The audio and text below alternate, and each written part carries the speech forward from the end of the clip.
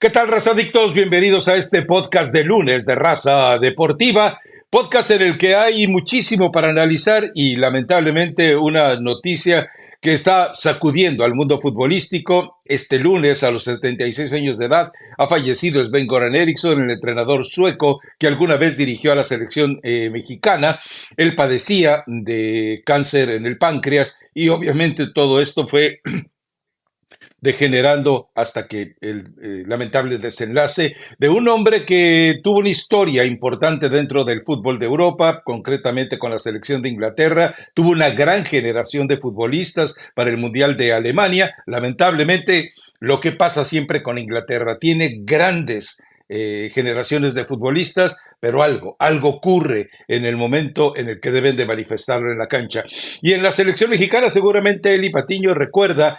No, bueno, creo que no debe haber estado todavía como en párvulos, no para tanto, fue en 2008, en septiembre de 2008, se enfrentaba a México con Canadá en Chiapas y resulta que pues todo pintaba normal para que fuera un partido más dentro de una gestión complicada para Eriksson y resulta que, bueno, pues la noche anterior todos se fueron a dormir, menos uno y un par de compañeritos, pero uno, que usted ya lo conoce, hoy es gobernador del estado de Morelos, y se fue en la noche, y Cuauhtémoc Blanco pues regresó al día siguiente, por ahí ya al mediodía, con cierto olor a medicina homeopática, con ojera, etcétera.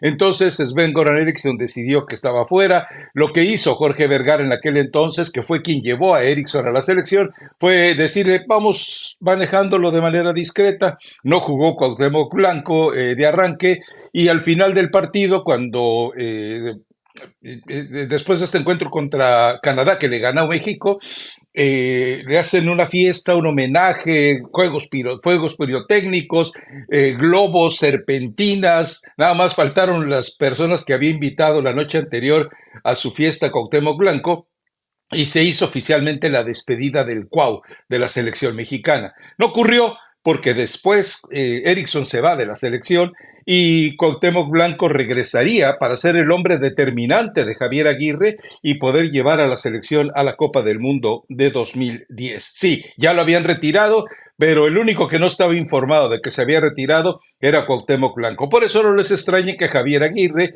vaya a tratar de llevar a todos los marginados que cuando le dieron la orden a Jimmy Lozano, y bueno, le vaya a ensayar con ellos. Pero Eli, pues él enfrentó el problema que enfrentan la mayoría de los técnicos que llegan de fuera, ¿no?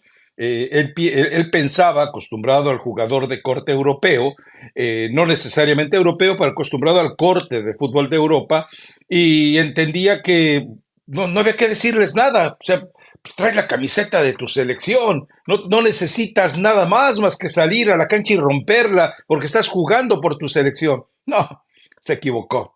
Sven-Göran Eriksson tuvo un brutal colapso cultural y de idiosincrasia y todo eso lo llevó pues a tener el fracaso con la selección mexicana. Pero bueno, esto nos demuestra que no son necesariamente los técnicos, a veces también pues son los Pero te futbolistas. sorprende. ¿Cómo está, Rafa? Buen lunes. Pues sí, descansa en paz. Todos sabíamos el tema de la enfermedad que parecía Sven-Göran Eriksson, entonces pues obviamente es una situación muy complicada. Me imagino lo difícil que es pasar por ese proceso y sí, efectivamente, no era un bebé ni un recién nacido, pero sí estaba muy chiquita, entonces pues no tengo demasiados recuerdos más allá de ciertos episodios que tú comentas que de pronto puedes llegar a leer o que en un vago recuerdo puedes tener presentes. Es el que dijo la junta de dueños, ¿cierto? ¿Sí fue Sven?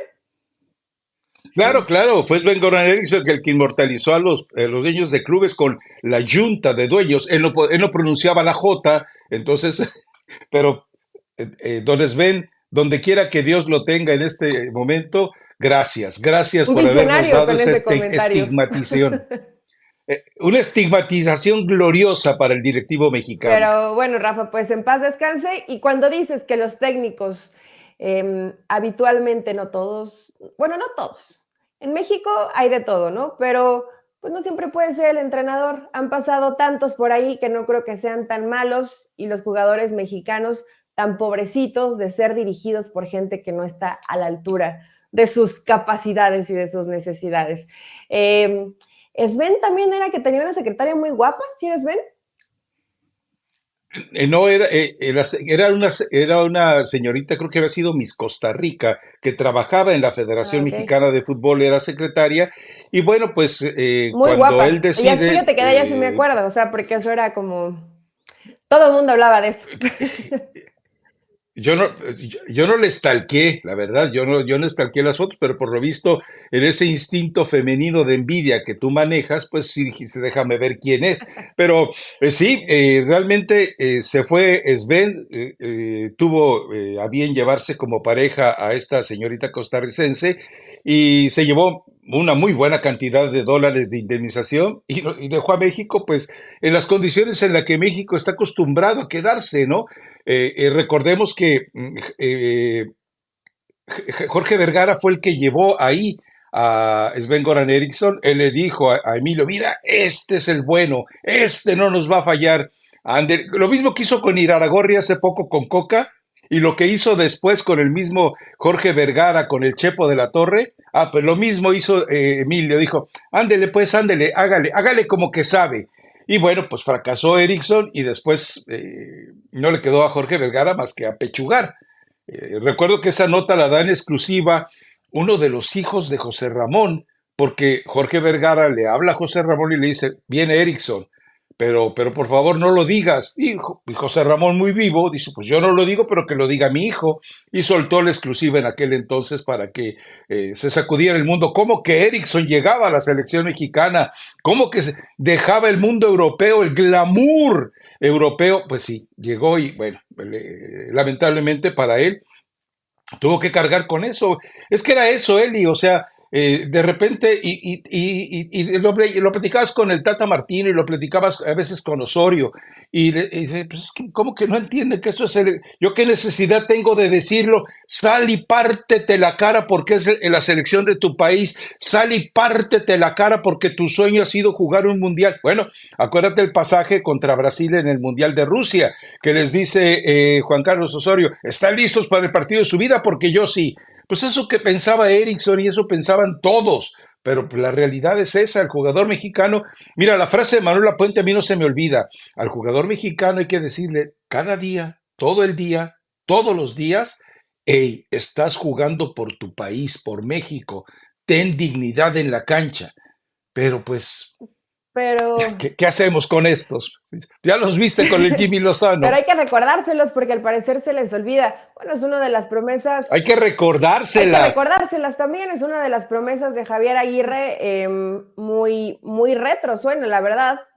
Así como lo pensaba Sven-Goran Eriksson y tantos que han pasado por ahí, entenderías que ya el hecho de estar portando la playera de tu selección, pues no necesitas que te recuerden o que te la recuerden para estar 100% comprometido, pero Rafa, somos mexicanos, se tiene que decir, como dijo Matías Almeida, las cosas 5 veces, igual y a lo mejor ahí termina. Tres, no seas Yo creo que esta exagerada. generación 5, y me estoy viendo, me estoy viendo live.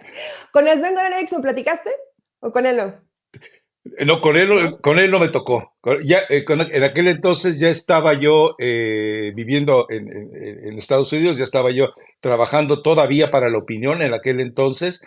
Entonces no me tocó cubrir, sí me tocó cubrir el Mundial, pero no me tocó cubrir toda la gestión, sino llegué prácticamente ya a los últimos escarceos de Javier Aguirre antes de meterse a la Copa del Mundo. Pero bueno, es el fútbol mexicano. ¿No? Recuerda que esa gestión la comienza Hugo Sánchez. O sea, lo que hace Justino Compeán, y digo, lo puedo platicar, Justino Compeán le dice muy puntualmente, ahí está Hugo, para que ya no estés jorobando. Y le dio a la selección porque sabían que no iba a funcionar. Y pues no funcionó. Le va mal en el preolímpico, queda eliminado México, se quedó a un gol de conseguir la clasificación y ahí empezó su cruz, ahí empezó totalmente su cruz. ¿Cómo no? Cambian los nombres, pero no cambian las mañas, ¿no? O sea, ya desde Justino Compeán que bueno, a Justino Compeán lo conocemos, El único, pero no, a ver, hay un hombre que no cambia. Hay un hombre que no no quiero cambia. justificar a Hugo porque sí fue un tanto de desastre, pero fue parecido a lo que pasó con Jimmy. O sea, el escenario era tan negativo y sabías que iba a fracasar, pero de todas maneras te dieron la oportunidad como de, mira, somos buena onda, te estamos dando este chance, aprovéchalo y valóralo porque no se da tan seguido. Siguen con las mismas mañas y a pesar de que cambian los nombres. Y, a ver, hay dos cosas aquí para comentar y a lo mejor la gente está diciendo, bueno, y de la jornada, ¿qué hora? Sí, ya. Trantito, calmaditos, muñecos, calmaditos, que esto está sabroso. En aquel entonces, recuerda que Hugo Sánchez llega a la final de la Copa Oro. Errores de él, tácticos, le provocan que la derrota ante Estados Unidos en esa final. Sin embargo, después llega y gana el partido por el tercer lugar contra Uruguay. Y México tuvo una presentación, acuérdate que el partido contra Brasil tuvo una presentación Muy muy buena. buena en aquella Sí. Copa América con Eric Castillo convertido en figura. Pero después lo del preolímpico y el hecho de que Justino Compeán le dijo, tú no debes dirigir el preolímpico. No, yo quiero. Yo soy el jefe de selecciones, yo dirijo. No te conviene, Hugo, no te conviene. Deja que alguien más maneje la preolímpica y vaya a los Juegos Olímpicos. Hugo, creyendo que podía clasificar y que aparte podía ir a los Juegos Olímpicos, lo que hubiera sido un estandarte más, pues fracasó y allí empezó a generarse todo el caos que lo llevó fuera del equipo y después, obviamente, la llegada de Sven-Goran Eriksson, ¿no?